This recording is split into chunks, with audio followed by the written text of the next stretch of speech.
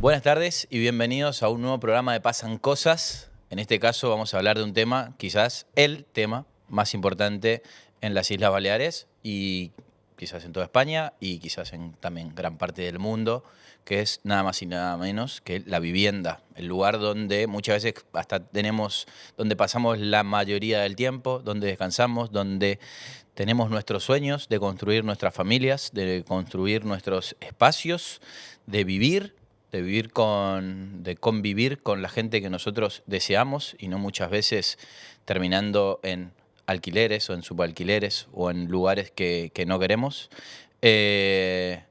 Hoy por hoy hay una gran crisis a nivel, quizás en Baleares se nota muchísimo, de la incapacidad que tenemos tanto los jóvenes, pero las personas en general de poder acceder a una vivienda, no solamente por los costos, sino también por la falta quizás de planificación y de la imposibilidad que tenemos tanto de los ingresos como de la capacidad de poder acceder a ella a través de los mecanismos que hoy existen.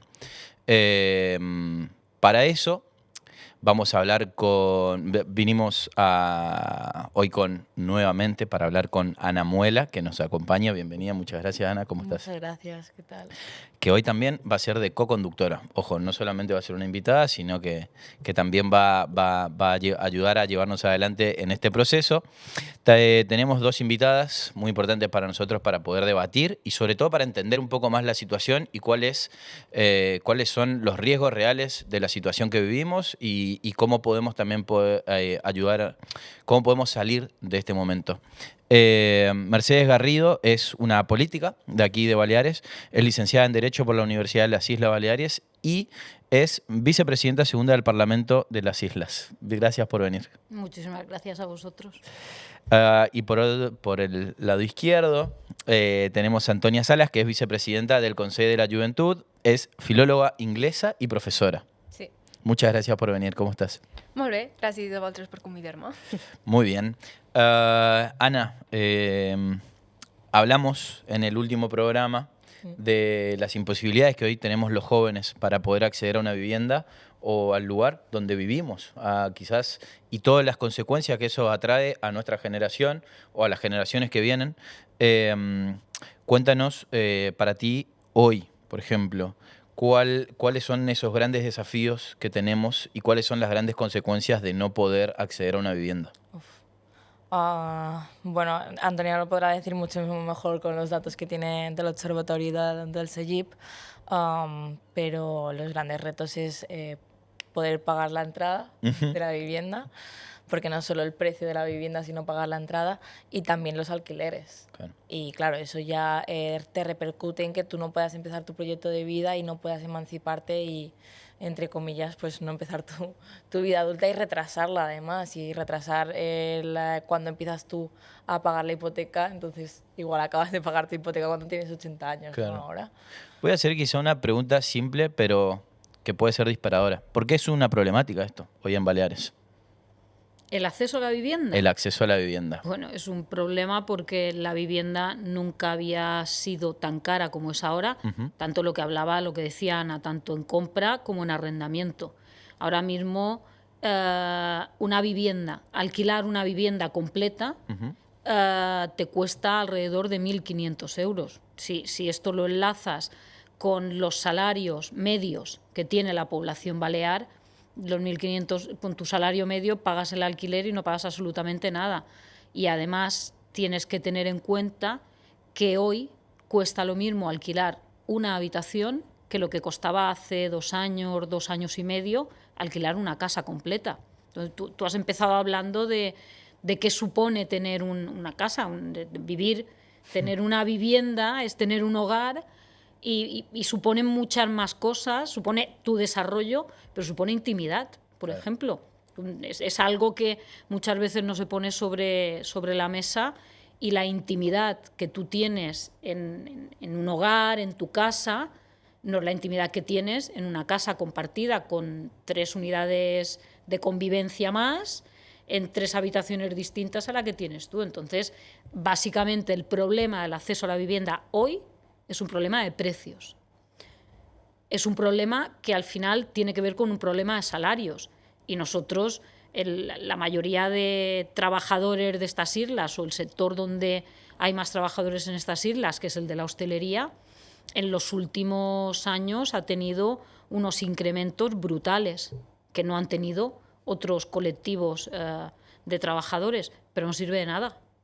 No sirve absolutamente de nada, porque si a ti el salario te sube un 3%, pero la vivienda te sube un 30%, ¿de qué te sirve? Entonces, el problema básico de la vivienda podemos analizarlo, podemos tener problemas de oferta, puede haber muchos, pero hay uno que es el que se ha incrementado de manera totalmente desproporcionada en los últimos años, que es el precio. Claro, luego el precio, todo al final es como aquella pescadilla que se va mordiendo la cola, ¿no? Si hay problemas de oferta, el precio es mayor. Si estamos dedicando vivienda al alquiler vacacional y no la tenemos en el mercado de vivienda residencial, está en el problema de oferta, entonces incrementa el precio. Todo acaba en un incremento de precio. Pero lo que no te permite a ti acceder a una vivienda, lo que no te permite alquilar una vivienda completa, lo que te obliga a compartir. Yo ya no jóvenes, y tenemos a Antonia que va a hablar de la visión joven y está ella, yo creo que no, a lo mejor no soy yo quien la tiene que trasladar, pero es que nos está pasando con la gente mayor. Claro. Nos está pasando gente mayor que llevaba viviendo en un piso de alquiler media vida o toda la vida, y que de golpe le dicen, oye, te tienes que ir o me tienes que pagar, donde estabas pagando 400 o 500 euros, me tienes que pagar 1.300, 1.500, 1.600. Entonces, con una pensión, con su pensión o con dos pensiones, si es una pareja, no se lo pueden permitir. Y acaban con 70 años, con 60 y pico, con 80, compartiendo casas. Ahora mismo... Lo que hasta, yo no sé si me rollo mucho, me calláis, porque yo... El tiempo es libre. Porque lo que durante mucho tiempo había sido el acceso a la vivienda, había sido algo que se había circunscrito mucho a las clases más vulnerables y se había circunscrito a los jóvenes hasta que llegaba un momento en que podían emanciparse y ya tenían unos salarios más elevados, porque a los jóvenes tienen la precarización que llevan sufriendo durante muchos años. Lo que se circunscribía a ámbitos muy concretos, ahora mismo ya no está circunscrito a esos ámbitos. Es un problema general de toda la población. Hablamos de las clases más vulnerables, hablamos de gente mayor, hablamos de gente joven, hablamos de gente de edad media, pero hablamos de la clase media y trabajadora de este país, ¿eh? Sí, sí. Que era la que no había tenido hasta hace poquísimos años, no había tenido ningún problema de acceso a la vivienda y ahora tienen un problema, ¿no? Un problemón. ¿Cómo lo ves, Antonia, desde el CEGIP? ¿Cómo ven esa situació també? Bé, abans de contestar la pregunta directament, jo vull destacar que el CEGIP és un espai molt plural i molt divers, perquè hi ha associacions juvenils o prestadores de servei de la joventut de tot tipus. N'hi ha que sí que tenim joventuts de partits polítics, però tenim associacions que no tenen cap tipus de vinculació política. Per tant, quan jo xerro en nom del Consell de la Joventut, jo estic xerrant en nom de joves de diferents sensibilitats i de diferents àmbits. Per tant, nosaltres, com ho veiem que no se pugui accedir a una vivenda des de la perspectiva més jove? És que el fet de poder emancipar-te és començar el teu projecte de vida. És la teva transició cap a la vida adulta. És tenir el dret de poder formar una família, per exemple. I és que en els joves fins i tot això se mos està negant. Poder formar una família, poder formar un projecte. I mos trobam ara mateix que un jove per llogar, per accedir a un habitatge, ha de destinar un 136% del seu sou. Que vol dir que mos falta un 36% de sou. I aquí, sense incloure les despeses com llum, aigua, menjar, internet o un mínim d'oci, no? I és vera que sí que hi ha certes ajudes, projectes que s'han posat en marxa, polítiques per pal·liar aquesta situació, com per exemple, en anar que deia lo de l'entrada de l'hipoteca, és vera que ara els joves no tenen per què donar una hipoteca, Una entrada, perdona, però estaria molt bé, no tenim ni hipoteca.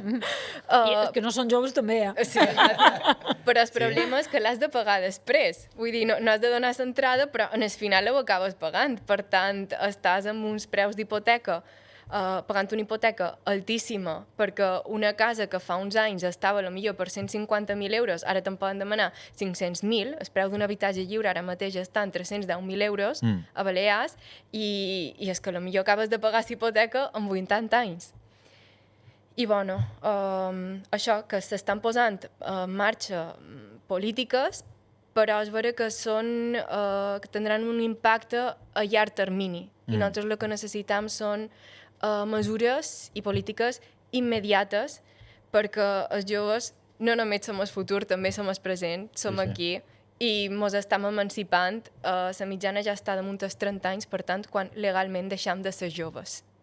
Per tant, la gente se va de su casa cuando deja de ser joven. Exacte. Muy bien, perfecto. O sigui, per contextualitzar una mica lo de l'edada de 136% de salari, lo recomanable és destinar un 30% del teu salari en el lloguer. O sigui que...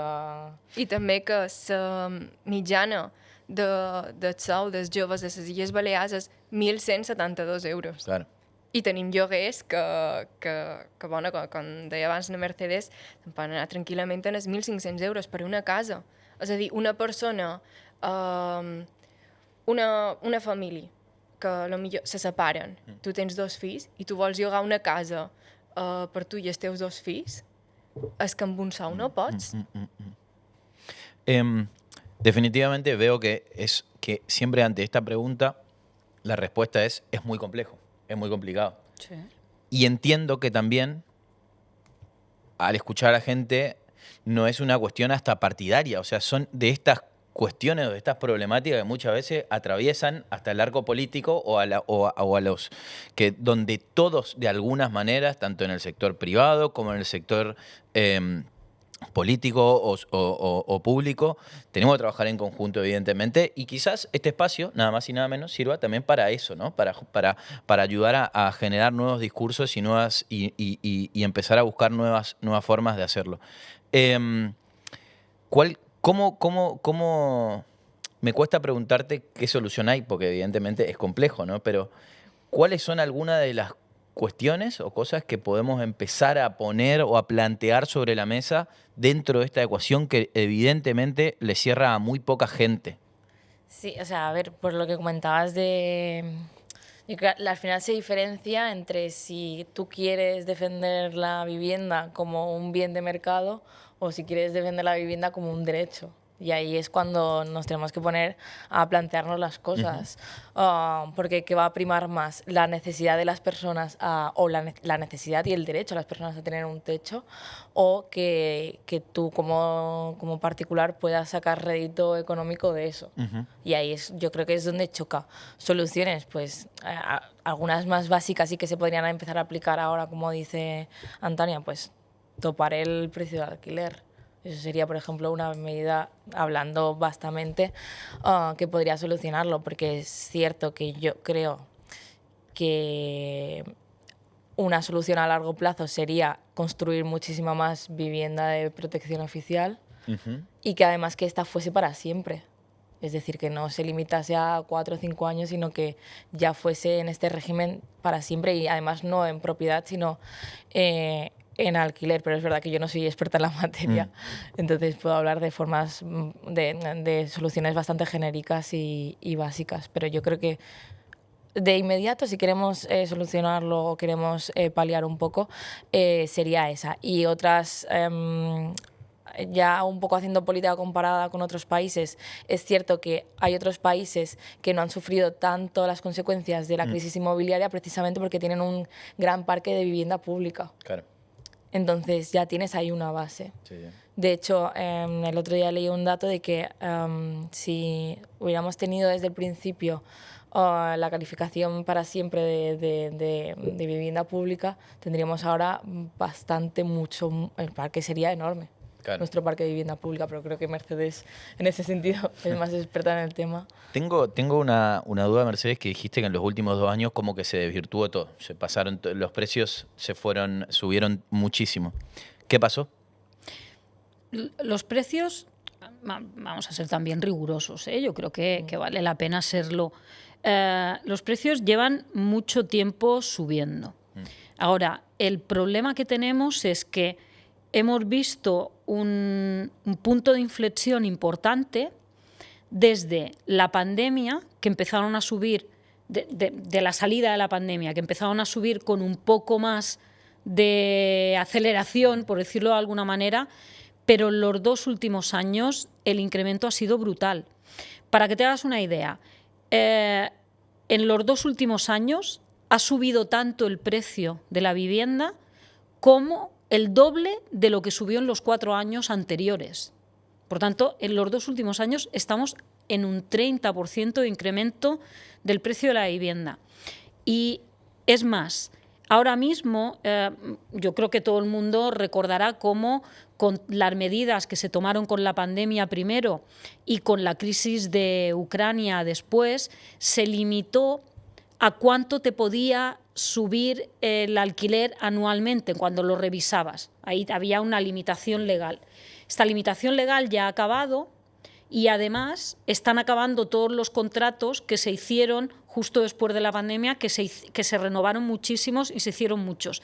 En Baleares, en torno a 15.000 contratos. Están acabando ahora este trimestre, el trimestre que viene. Eso quiere decir que unos contratos que tenían unos precios mucho más bajos del 2019, 2020, ahora van a empezar a renovarse y el propietario de la vivienda ya te puede decir te vas, tiene la obligación de tenerte 5 años, pero el sexto no tiene por qué prorrogarte, el séptimo tampoco, entonces ya te puede decir te vas, te ha estado incrementando únicamente el 2,5 o el 3, 2, 2,5, 3, que era lo que iba poniendo el gobierno, de precio, y ahora directamente es cuando te va a decir son 1.500 en lugar de 600 o 700, son 1.300 en lugar de los 800 que estabas pagando. Entonces, ahí es donde se están viendo esos incrementos tan desmesurados. ¿Por qué? En parte por lo que decía Ana hace un momento. Si tú conceptualizas la vivienda como un negocio, como algo sobre lo que mercantilizar, sobre lo que ganar, y no conceptualizas la vivienda con la función social que tiene, porque tiene una función social yo creo que evidente y reconocida por todo el mundo. Si para ti la vivienda es un negocio y no es un derecho, tú haces negocio sobre la vivienda. Claro. Y si yo voy a hacer negocio, lo que quiero es ganar dinero. Y la gente ve que uno cobra 1.500 y si mi vecino cobra 1.500, ¿por qué no puedo cobrar yo 1.600? Sí, sí. Y si mi vecino cobra 1.600, ¿por qué no puedo cobrar yo 1.700? Y vamos viendo que el incremento de la vivienda es exponencial. Esto que se habla muchas veces de que estamos que nuestra sociedad y la comunicación y todo es muy líquido y muy rápido, pues nos está pasando exactamente lo mismo. Entonces, necesitamos frenar, porque la solución al problema de la vivienda que tenemos no es una solución ni de 1 año, ni de 2, ni de 3, ni de 10. Es una solución para poderlo solucionar a largo plazo, muy a largo plazo. El parque público de vivienda no lo vas a incrementar de la noche a la mañana porque necesitas dinero, porque necesitas suelo, porque necesitas construir. Tardan mucho. Ahora, mientras vas tomando muchas de las medidas que tienes que tomar, porque tienes que tomar muchas y no las puedes tomar solo desde un punto de vista o no únicamente desde el punto de vista de la construcción, porque tienes que actuar con salarios, tienes que actuar con repartir la gente en el territorio, que no se quede todo el mundo en Palma, entonces tienes que actuar con el teletrabajo. Son muchas medidas, te puedes hacer muchas cosas para favorecer el acceso a la vivienda, pero mientras tanto, o le pones un límite al precio del alquiler o no va a dejar de subir nunca.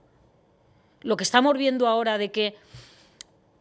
Mira, yo te pongo un ejemplo y no quiero que la cosa parezca muy partidista, pero el gobierno de las Islas Baleares sacó un programa que se llama Programa Lloguer Segur, que era un programa para captar viviendas y que esas viviendas que se captaban se ponían en el mercado por debajo del precio del mercado, porque una parte la asumía el gobierno de ese precio. Claro, el gobierno en ese programa dijo que el precio al máximo que llegaba a pagar para subvencionar una parte era de 1.500 euros al mes. ¿Qué ha pasado? Que cualquiera cobra 1.500 euros al mes. Claro, es que si tomar medidas que en lugar de ayudarte a contener los precios, lo que hacen es inflacionarte mucho el precio de la vivienda, te pasa esto. Lo mismo pasó, lo que comentaba Antonia ahora del precio de la vivienda de compra-venta, que está en 310.000 euros. Ese es el precio, un poco más, 340.000, que le ha puesto el gobierno a la vivienda de precio limitado. Si una vivienda de precio limitado, que se llama así, de precio limitado, vale 340.000, ¿por qué voy a vender yo mi vivienda en el mercado libre por menos? Claro. Es una medida que te ha ayudado a inflacionar. Entonces, estas medidas han hecho que la subida del precio estos 2 últimos años se haya visto mucho más agravada de lo que ya venía subiendo. O sea, el precio de la vivienda venía subiendo. Ahora, lo que ha subido estos 2 últimos años, y ahí tienes 2 ejemplos. Limita el precio.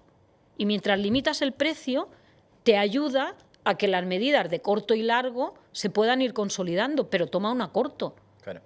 Entonces, porque o sea, hay que, de alguna manera el paciente está en urgencia, primero tapa el peligro máximo y después... Primero le pones las palas aquellas, ¿no? de reanimarlo y luego ya le pondrá, luego ya lo operarás. Claro. Pero primero le tiene que latir el corazón, ¿no? Si no le late, no te sirve de nada operarlo. Pues ponle las palas y que le lata el corazón. Claro. Me gustaría saber cuáles son las consecuencias para ti, para los jóvenes, de que ves dentro de este contexto, donde no solamente está el precio de la vivienda, sino también está los precios que pueden, los salarios que pueden percibir dentro del sector privado o público. Està molt malament el tema dels sous, principalment per el model econòmic que tenim aquí, perquè és un model econòmic basat totalment en el turisme. Per tant, què vol dir? Que si una persona que està molt formada acadèmicament haurà de partir a fora. Per tant, aquí també tenim que el govern està invertint en la formació de gent que després se n'anirà a fora a aplicar aquests coneixements i contribuirà a la indústria i en el desenvolupament d'altres països, quan tu l'has pagat i l'has format aquí. Tenim gent que quedarà aquí i farà una feina per la qual està sobrequalificat. Tenim feines estacionals. Tenim feines mal pagades. El que dic, el salari dels joves està en 1.172 euros. Però hauria de revisar les dades d'enguany, crec que era el 2024, que la mitjana dels sous dels joves de Balears estava un 35% per davall de la mitjana estatal. En canvi, tenim els metres quadrats més cars de tot l'estat. Per tant, jo aquí, quan xerram d'habitatge, jo troc que va lligat, sí o sí també, en el model econòmic que tenim, amb el tema del turisme, i aquí ara quan xerràvem de totes aquestes mesures, que és això, que és un tema molt complex i s'hi ha de mirar molt bé, però volia comentar, que veig que no ha sortit el tema de que molta gent que compra cases, no vull dir percentatge perquè no me'n record, però era potser vaig veure un 30 o un 40 l'any passat, una cosa així, de cases que se compren són estrangers. Un 30. Que tenen un 30%, que tenen uns sous molt més alts que nosaltres. O sigui, la classe mitjana, països sobretot centre-nord europeus, la classe mitjana d'allà sí que és una classe mitjana. La classe mitjana d'aquí cada vegada va perdent més i més poder adquisitiu. Que, de fet, se considera que perquè tu arribis a final de mes, tampoc estalviem massa, simplement poder arribar a final de mes, la gent ja se pensa que és classe mitjana, per poder tenir les necessitats bàsiques cobertes i poder viure amb un mínim de dignitat. I clar, una mesura que jo troc que estaria molt bé, que ja sé que és molt difícil perquè s'han de posar moltes mesures en marxa primer, depèn de la Unió Europea, però seria limitar la venda de vivendes estrangers, que tu hagis de demostrar un mínim d'anys de residència per poder comprar una casa i després que hagi de passar un mínim d'anys per tu poder-la tornar a vendre, perquè la majoria del negoci aquí, l'especulació és aquí, no és tant entre mallorquins, és entre els estrangers, que jo sé que és difícil, però és un tema que hem de tocar. Claro. Claro, o sea, se habla de la vivienda como un tema complejo por eso, porque depende del salario de los jóvenes, sobre todo.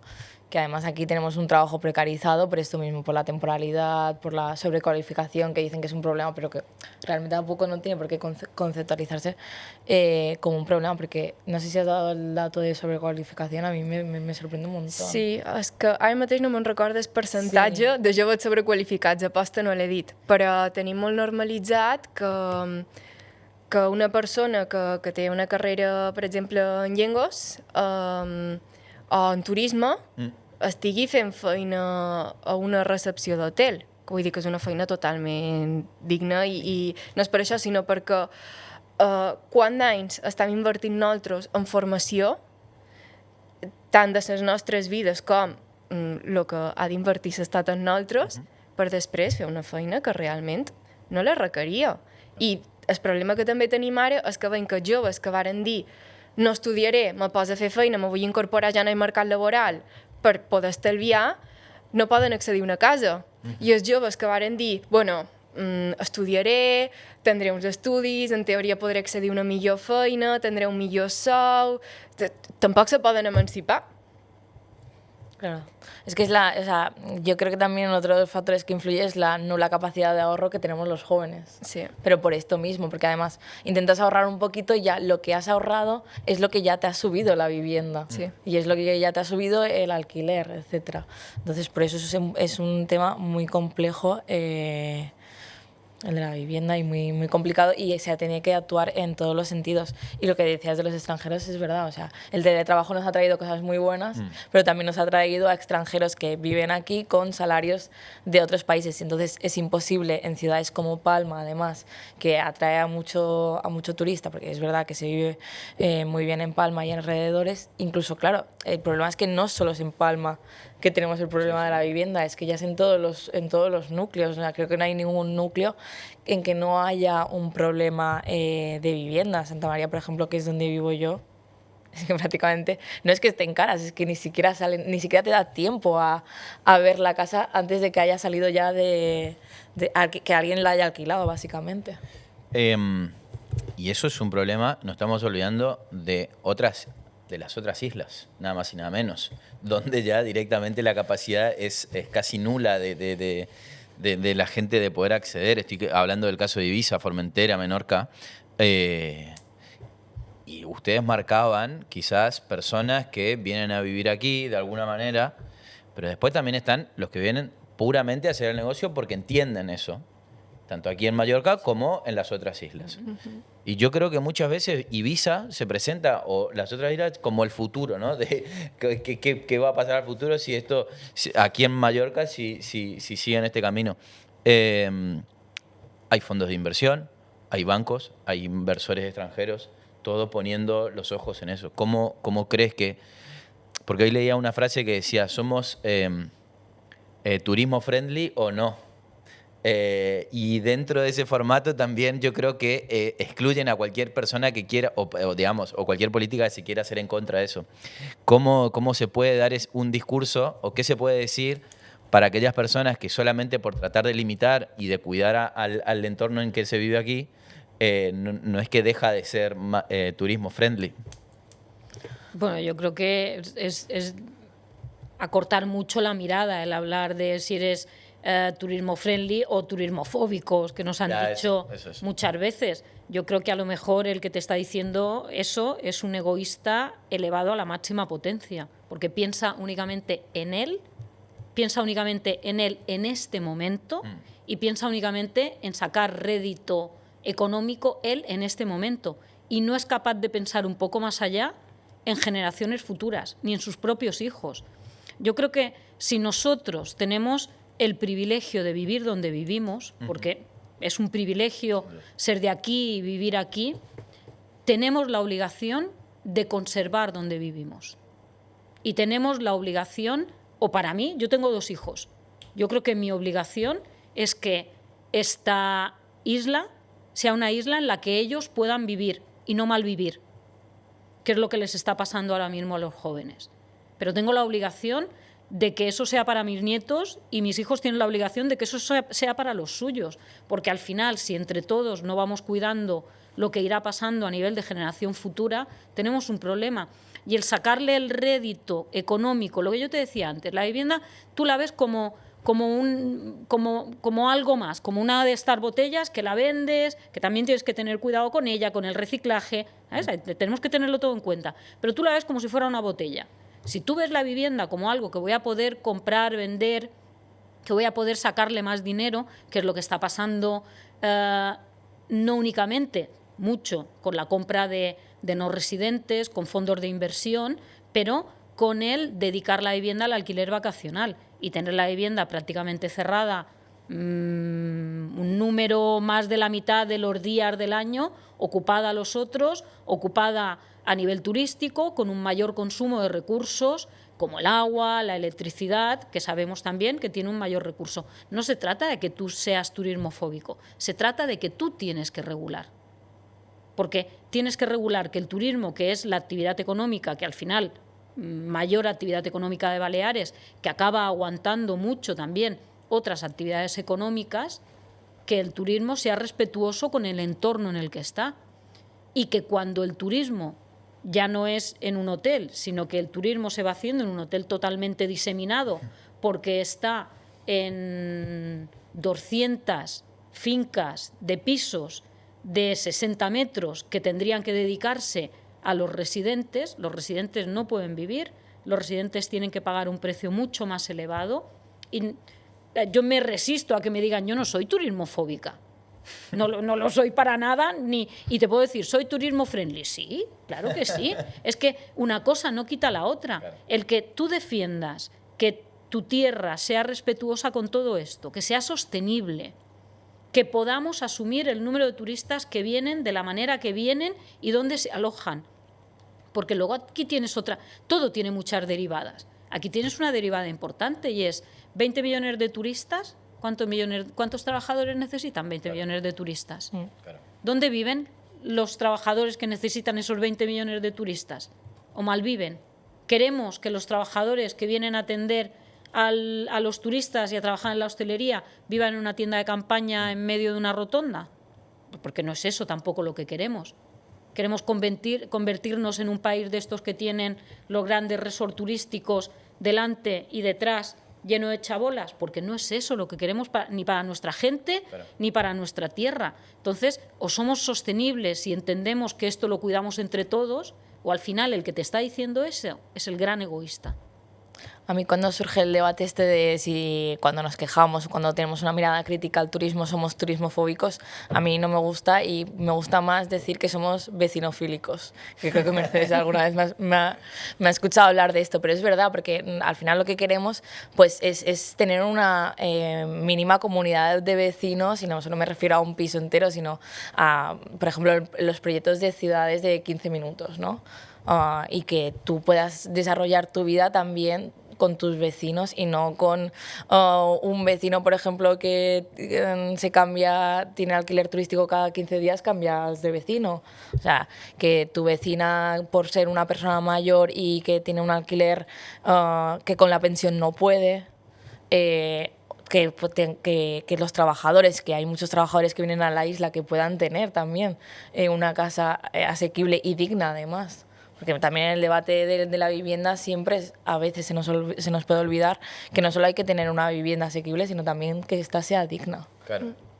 I també ara, lligant un poquet amb el cas d'Eivissa, cas treballadors, o diré un poquet en el meu camp, en el camp de l'educació, que és que a Eivissa, i ja a Formentera ni en xerrem, no hi volen, bé, m'incloc, no hi volem anar els professors.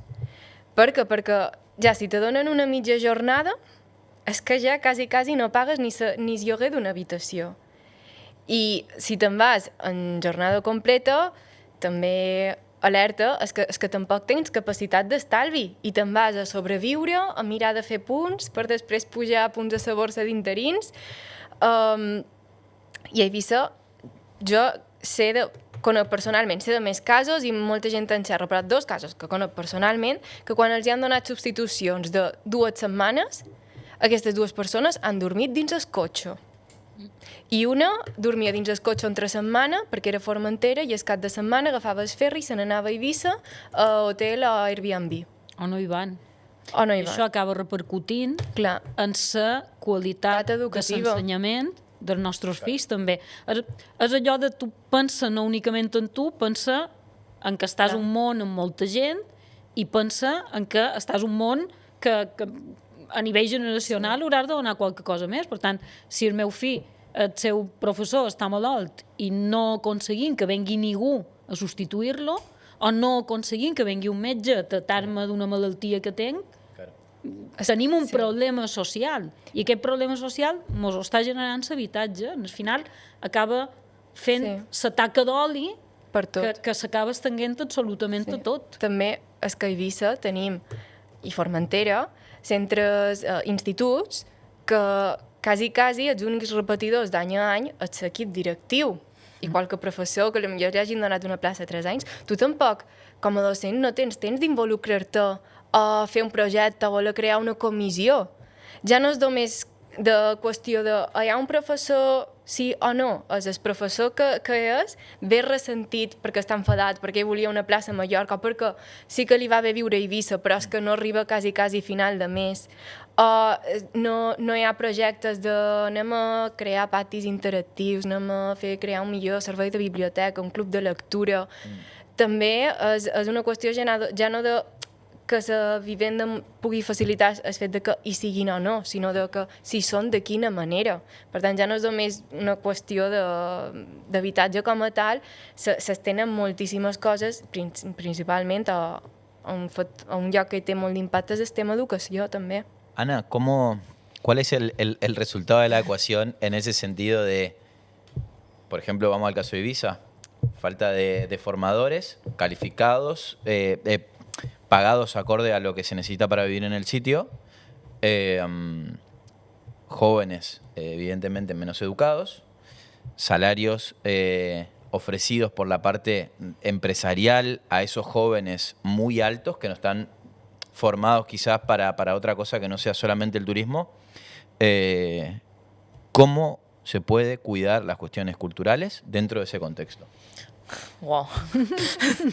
¿Cómo se mantiene lo que para muchos es importante? A ver, sí, o sea, yo creo que en parte de las cosas que están pasando a nivel cultural en Mallorca, en otras, en Menorca, Ibiza no lo sé muy bien, pero parte de las neofiestas, por ejemplo, que están resurgiendo, más gente se apuntaba ahí de bot, es un poco también la pérdida esta de comunidad y de un poco de verte amenazada de tu cultura y ha sido como consecuencia de esto. Es decir, no sé qué consecuencias tendrá exactamente, pero es verdad que resurgir de un poco de la cultura mallorquina por parte de los jóvenes sobre todo, porque es los que están más presentes, viene en parte por esta crisis que estamos sufriendo de la vivienda, de no poder estar enraizado en tu pueblo o en tu barrio. Yo, por ejemplo, yo soy del Rafal y yo no puedo comprarme ahora nada en el Rafal. Me voy a tener que ir a otro sitio o incluso me voy a tener que ir a la península, porque estos son datos que además no tenemos. O sea, claro. Y realmente creo que también yo que tengo amigos, muchos amigos han tenido que ir a la península y no sabemos realmente las consecuencias que esto está teniendo, porque hablamos mucho de nuestra inmigración que viene para aquí, pero no hablamos de las personas que están emigrando a otros sitios porque no pueden, o a otros países, pero porque no pueden. O sea, ya no es solo la crisis del 2008 que no encuentran trabajo, es que no encuentran vivienda ahora.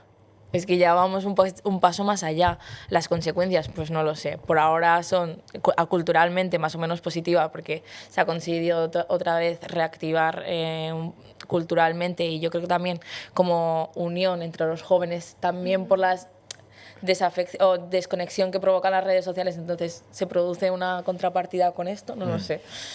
Home, clar, és vera que quan hi ha una reacció és perquè hi ha hagut una amenaça. Claro. Però també la reacció és per part de joves que estan conscienciats, que tenen una certa consciència cultural o fins i tot lingüística també. El problema és quin percentatge de la població és el que té aquesta consciència, quin percentatge és el que s'ha mobilitzat. Perquè, clar, sempre fan més renou dos que criden que 100 que callen.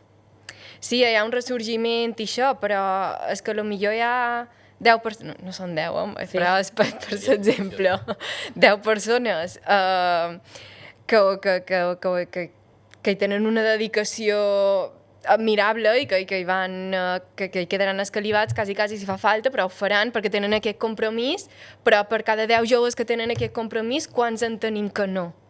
Claro. Per què se dona aquest fenomen? No? I aquí jo crec que és una mescla de moltíssims de factors, és molt complex, però sobretot jo crec que és perquè no han sabut integrar bé tota la gent que ha vengut de fora. Perquè la nostra llengua i la nostra cultura haurien de ser com una abraçada d'acollida, no? Haurien de ser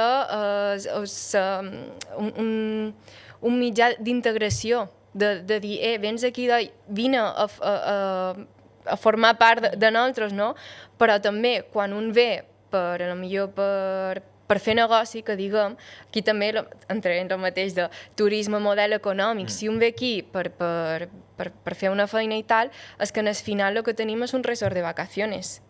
És gent que no ve a viure aquí perquè tingui un especial interès o una estima per la cultura o per la llengua, que mentre està aquí no la té. Ve aquí perquè sap que hi ha aquest sistema econòmic, tema turisme, que li va bé, li donarà uns beneficis, estarà uns anys, se n'anirà. O si no, malament quedi, si ell pot viure bé així com està, perquè ha de fer un esforç o perquè s'ha de moure. I aquí també és el problema que han tingut, que no han sabut acollir bé tota aquesta gent que ha vengut de fora. Perquè en el final, si el que nosaltres volem és millores en tema de política lingüística i volem que hi hagi més parlants, home, doncs si te ve més gent, no? Millor més parlants. Però què passa? Ve més gent i baixa el número de parlants. Per tant, aquí també és un problema que tenim. Totalmente de acuerdo. ¿Cómo identificas el problema cultural que se está generando en este momento y qué consecuencias puede traer? Bueno, yo estoy de acuerdo con lo que planteaba Antonia. Yo creo que en los últimos 20, 25 años, Baleares ha crecido demográficamente de una manera brutal. Hemos crecido en prácticamente 300.000 personas y es mucha gente. Y muchas de ellas han venido aquí y están viviendo aquí y forman y aprenden el idioma, se esfuerzan, participan de todas las actividades que se hacen y otras no. Y otras han venido aquí y lo que te plantean és pues, so tema és català. Sí. No? So tema de català. Si tots coneixem el castellà, per què no parlant tots en castellà? Bé, perquè tenim una llengua que és preciosa i que l'hem de cuidar i l'hem d'estimar i hem de fer que se parli. Una llengua que no se parla és una llengua que al final deixarà de ser llengua. I aquest és el plantejament que hem de fer. Però és molt complex, no per la llengua. Jo me refereix que en el tema del tema cultural i sobretot perquè tenim ara mateix, també tenim l'amenaça de l'extrema dreta que està plantejant el repte que tenim de gent que ve aquí, sobretot parlen d'immigrants o d'immigrants irregulars o de les pasteres, i està plantejant pràcticament com si fos una batalla cultural o una substitució cultural, i no és això. I hem d'anar amb verment, hem de ser molt curosos a l'hora de prendre mesures, de fer segon què o de dir segon què, perquè una cosa és els drets humans i l'ajuda humanitària que se li ha de prestar a una persona que ve amb una pastera que ningú s'hi fica perquè li doni la gana o perquè vulgui venir aquí a cobrar 400 euros que te donen d'una ajuda. sinó perquè la gent té necessitats, amb tot aquest tema cultural. Per tant, crec que hem d'anar moderment quan ara mateix l'extrema dreta està intentant utilitzar el tema cultural quan és la mateixa que a nivell cultural tampoc assumeix que ni una de les tradicions culturals i molt mancos la nostra llengua. Per tant, crec que és un tema que sí pot tenir conseqüències, té conseqüències a nivell d'habitatge, però aquest sí que se'n va molt més enllà de l'habitatge. Aquest se va molt lluny i jo quasi te diria que arribes a Herbassó. En Herbassó, en el final, que volen ser com a poble. Exacte. I com a poble volen ser moltes coses. Jo vull ser un poble que cuida la meva cultura, però vull ser un poble que acueix a qui ho necessita també. Vull ser les dues coses. No vull ser un poble que diu que cuida la seva cultura, però que abandona a qui ho necessita, perquè precisament el que ha estat Balears, el que ha estat Mallorca, tota la seva història, precisament ha estat això. Això és un poble, això era una illa per la que ha passat molta gent. Tenim una mescolança de cultures brutal, per tant, som això, també som un poble molt acollidor. No podem posar les dues coses, estan dins la balança, però totes estan de portar dins aquesta balança, perquè això forma part també de la nostra riqueza cultural. Totalmente, totalmente. Y la última vez charlábamos que también muchas veces dónde pone el punto cero de que empezó todo. Al final esto va empezando, se va construyendo y se sigue construyendo, evidentemente. Ana, hemos visto que la cuestión de la vivienda tiene muchísimas consecuencias a nivel cultural, a nivel de la lengua, a nivel de la educación, a nivel de la formación de los próximos jóvenes, del tipo de ciudad del tipo de ciudad y de islas que se quiere tener y que se quiere vivir fundamentalmente. Hay algo que también es clave y que también nos constituye a nosotros, que es nada más y nada menos que la familia. Y los jóvenes ahora que no solamente que no quieren trabajar, que no tienen hijos y que no se quieren independizar. Sí, ¿Cómo respondes a que ahora nadie quiere tener hijos? Lo hablábamos un poco al principio, Antonia, antes de entrar Antonia y yo. O sea, es decir, a los jóvenes al final se nos culpabiliza por la tasa de natalidad, pero ¿hasta qué punto puedes culpabilizar a una generación que no se puede emancipar? Es decir, ¿cómo voy a tener una familia si no tengo un techo donde criarlos? O sea, y también un poco lo que hablábamos en el anterior podcast. Al final, somos jóvenes o tenemos una cultura más de la juventud, pero porque no tenemos no podemos asumir esas responsabilidades. Entonces, pues más o menos somos más libres que nuestros padres en algunos sentidos. Pero no por elección realmente, sino por obligación. Es decir, mi madre a mi edad yo ya tenía 4 años y ya se había comprado una casa. Y yo no puedo, y mi madre tenía unas responsabilidades y eso le limitaba su ocio, ¿no? Y yo en ese sentido, pues como no tengo las responsabilidades, no porque no quiera, sino porque no puedo tenerlas, pues ahora se nos dice que somos jóvenes más tiempo, però no per elecció. Sí, exacte. És que si el que defineix un jove és una persona que no vull dir jo que se defineixi així, no? Però no diré per què. Anna és una persona pues, que viu amb els pares, que surt de festa, que no té fills i que vive la vida loca, però és que si no tens dos bés per independitzar-me, no tens dos bés per estalviar, no tens dos bés per formar una família, tal, pues, que continuo mantenint aquest estil de vida en certa manera, i clar, per això pareix que la joventut s'allarga, perquè és que no tenim mitjans per fer el vot a la adultesa, això fins als 30. Claro, o sea, yo no lo decía en el sentido de qué es lo que tiene que ser un joven, sino qué se nos permite hacer a los jóvenes, en qué se nos juzga y en qué se nos culpabiliza. Y se nos culpabiliza muchísimas cosas más por cosas que no están fuera de nuestra elección, yo creo. En ese sentido. No nos gusta el compromiso, es la otra también. Yo una de las que veo, ya hablamos del tema de los valores y eso, pero no lo quiero retraer porque...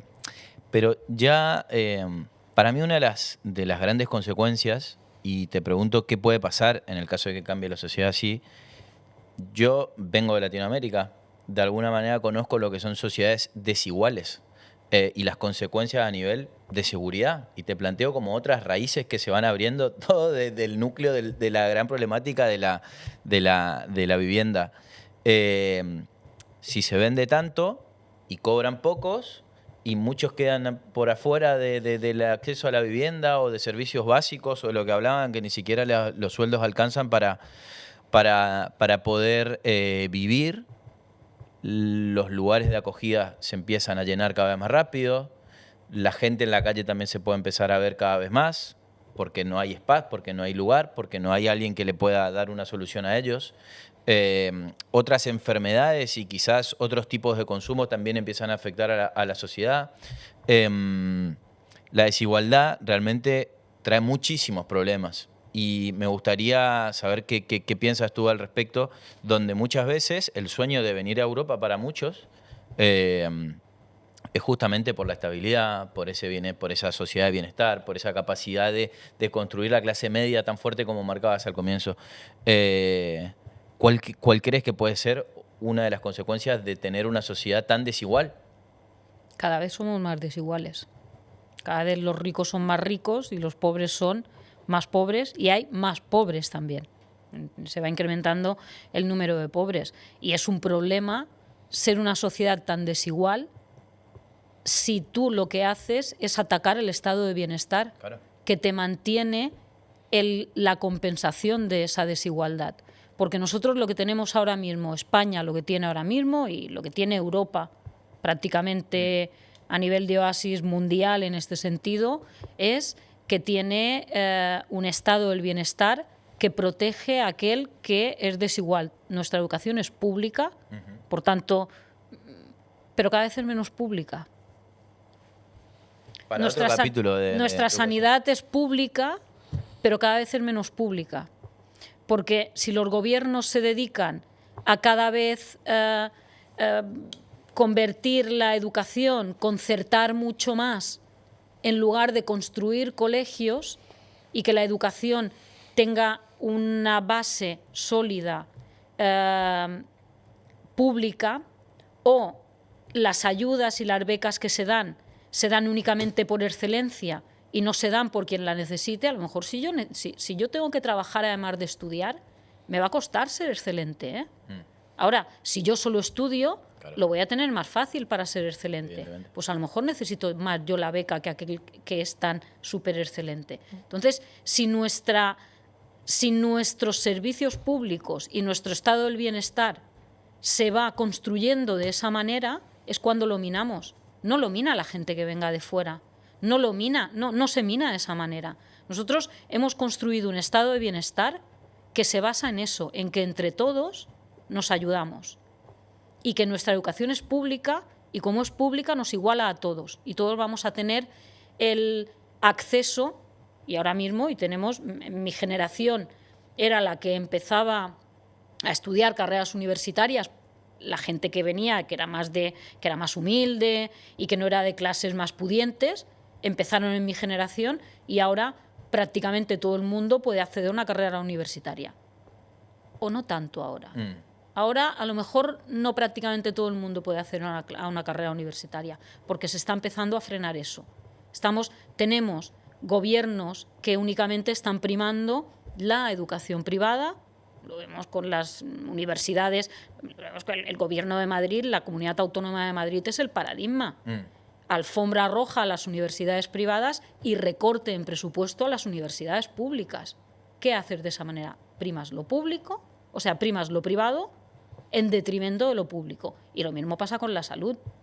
Yo creo que el ejemplo que estamos viendo estos días del cribado de cáncer de mama en Andalucía es el gran ejemplo del desastre que se ha hecho en Andalucía, primando la sanidad privada por encima de la pública.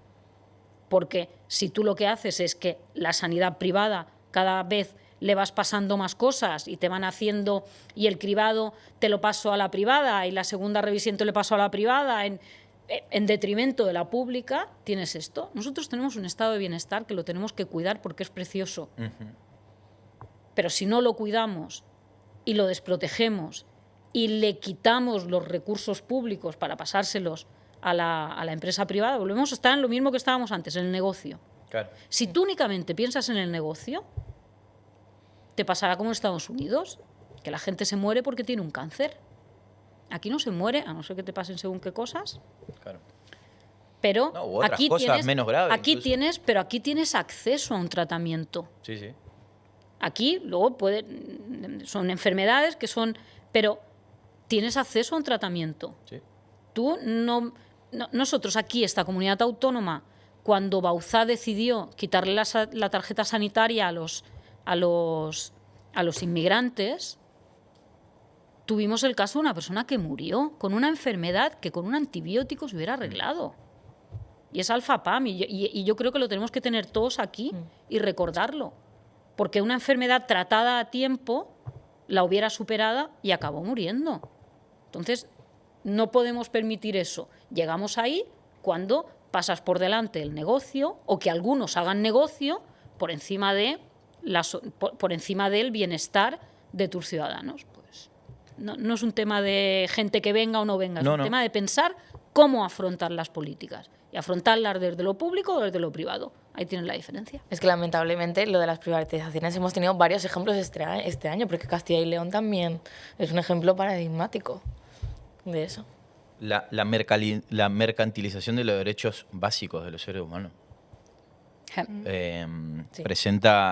Vengo un poco quizás del futuro. En Argentina tenemos un presidente que es un poco particular, que también vino con ideas de que el Estado tiene que ser muy chiquitito y que la gente tiene que esforzarse lo suficiente para poder lograr acceder a los derechos básicos, que entendemos todo, que puede ser desde la vivienda, como también la compra de remedios, por ejemplo, para casos de gente que está con cáncer, tiene que estar en exactamente igualdad de condiciones que una persona que quizás por la lotería de la vida tuvo otras opciones y tiene muchas más capacidades de comprar, y esa persona que quizás no tiene que tiene que tener el mismo tratamiento que otra, no tiene los recursos, y justamente para mí el Estado es el lugar donde equilibra de alguna manera, porque la palabra que se usa generalmente es equidad más que igualdad, y la capacidad de poder más o menos equiparar el lugar donde cada uno empieza.